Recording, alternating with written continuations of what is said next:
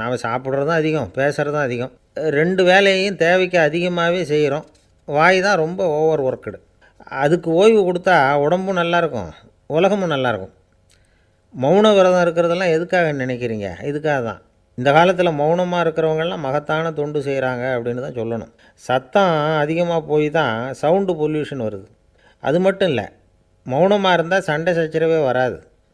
மௌனம் கலக நாஸ்தி. ஆக இதுவும் ஒரு சமூக சேவை தான்.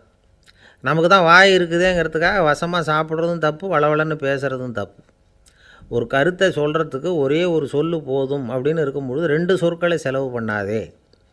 எவ்வளவு சொன்னாலும் அதனால் ஒரு பயனும் விளையாது அப்படின்னு தெரிய வருமேயானால் அந்த ஒரு சொல்லையும் விரயம் பண்ணாதே அப்படிங்கிறார் ஒரு அறிஞர். எல்லா குணங்கள்லேயும் மௌனம்தான் சிறந்தது அப்படிங்கிறார் ஒருத்தர். மௌனமாக இருக்கிறது மூலமாக மற்றவர்கள் குறைகளை நம்மால் தெரிஞ்சிக்க முடியும்.